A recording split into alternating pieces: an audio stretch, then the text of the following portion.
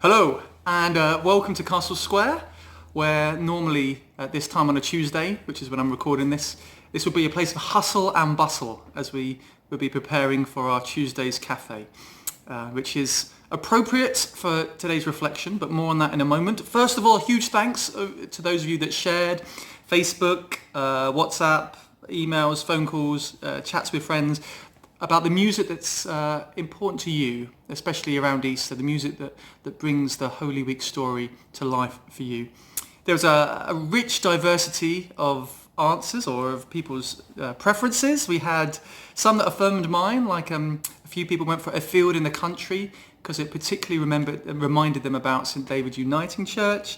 Other hymns were mentioned, Thine Be the Glory, worship songs like Forever, pop songs even, like I Will Always Love You, and a lot of classical music. Mozart's Requiem, composed as he's faced death.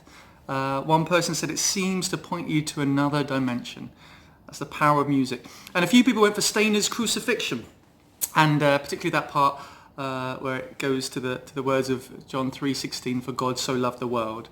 A few people mentioned that, one of them being Margaret Morris, who said it reminded her of her parents who met when stationed in Blackpool, and they went to see that in concert while they were there, and it will always remind them of Blackpool. And then that made me think of my family and how they were celebrating in Blackpool over Easter, and a reminder how just how interconnected and inseparable we are. So thank you for those.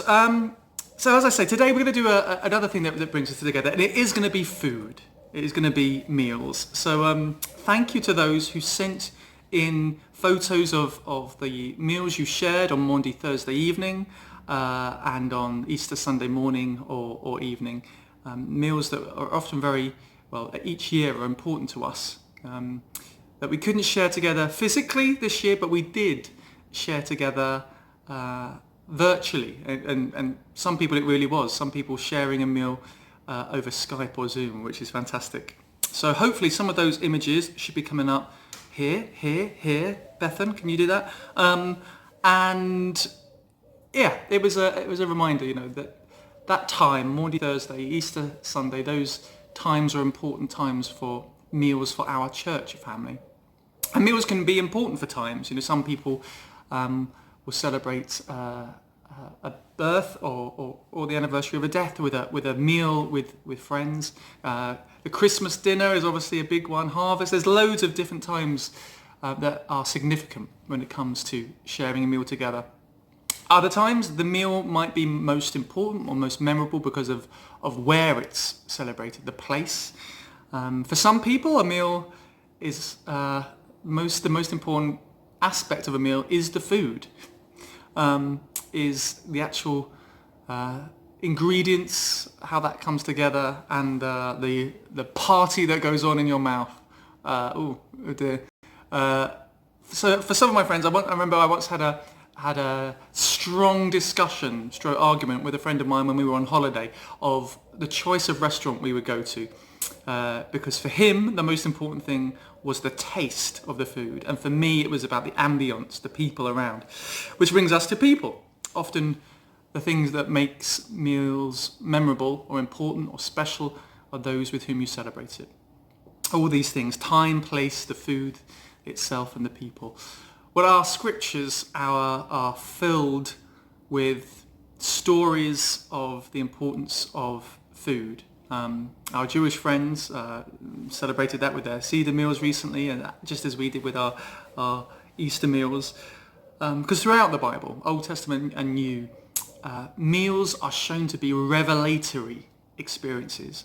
Whether you look at Abraham and Sarah and the meal with the three strangers, where they ended up eating and drinking with God, back in Genesis, or you look to the manna and the quail in the desert, showing God's provision in times of difficulty, or whether you look to the ultimate foodie, to Jesus, who throughout his ministry from first miracle according to the gospel writer John, the wedding at Cana and that water into wine, showing the abundance of God's kingdom, or near the end after resurrection when he shared that breakfast on the beach with his disciples. Jesus loved to share food and drink with all sorts of people, and taught about God's kingdom through meals too, that great banquet where everyone would be invited from north and south and east and west, and it would be a big party. So that brings me to this week's question or reflection. More coffee, I think. I'd like us to think about and share memorable meals that we've had. Meals that might reveal to us something about who we are or who God is, about the world we live in, or just that might stick in our memories as being really special for some reason. Again, maybe it's because of the time it happened, or the place, the actual food itself, or the people you were with. And some of these meals might be communions. They could be other church meals, or they could be other meals you've had well outside of the institutional church. So I thought I'd give you three, one of each of those, to start the discussions off. So when it comes to communion, there's so many meals, communion meals that I've shared over the years, which are special to me. But thinking of one of them, I'm going to go for, it was a Friday night a few years ago now, and I got a phone call to say that one of our church family wasn't long for the world. And Linda and I went to go and visit Enid, and we shared communion. Now, communion was really special and important for Enid. I don't know if it was at communion that she snorted at that time, that people remember, but communion was really, really significant for Enid. And I don't think it was just because she loved the wine, because ours is non-alcoholic. But we, in that hospital room, just with the three of us, we shared her last communion. And that night she went to her eternal home to join in the feast there. So that was special. Another one that springs to mind, so one communion, one other church meal. A couple of years ago we had a big harvest meal in church, and we had friends from Syria, South Sudan, Eritrea, and elsewhere, all invited to our meal after church, and we said grace, we gave thanks in, I think it was 5 different languages, and it was just great. It was like a bring and share meal, to sit down, to talk, sometimes struggle to talk, but just to share that table and time with others. It was a real, very special experience, and I think revealed something of God's kingdom of welcome. And finally, I'm going to go for one non-church one. The one that came to mind was a meal I shared when I was in Kenya on my gap year as a middle-class 18-year-old out in Kenya. And the final night before we left the school that we were teaching at, our neighbours cooked us a feast, and it was a feast, including duck gizzards, raw duck gizzards, which as a pescatarian I ate with joy. But yes, so they put on a feast for us to wish us well, and they sacrificed. They had a very small farm, smaller than one of our allotments really, and I had, I think, two ducks, and I think it was a goat, and they killed one of their ducks because they wanted to make the feast really special. And so we shared that time together. These people who had very, very little shared everything that they had with us, and it was a real visible sign of the sacrificial hospitality of the kingdom. They were Christian, as it happens, but they needn't have been. We know that God reveals many things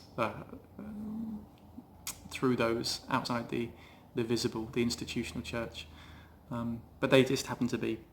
So those are my 3 meals: the communion in the hospital with Enid, the harvest meal with all nations and religions and status, sexuality, genders. Everyone was invited, and finally that last meal I shared with friends in Kenya. So over to you. What meals are memorable to you? What meals reveal something of life or of God or of what's important to you. Whether they're church meals, whether they're outside of church, I'd like you to think of which meals spring to mind and why, and we'll share those. So, go well this week. Eat, drink and be merry if you can, and if life's a bit tough at the moment, don't forget to pick up a phone to a friend, to drop them a line, to write them a letter, to stay connected, because we're all going through this together, and we will get through this, and life will turn to some semblance of normality for most of us, and when that happens we will celebrate with a big meal and maybe some dancing. But until then, go well and see you soon.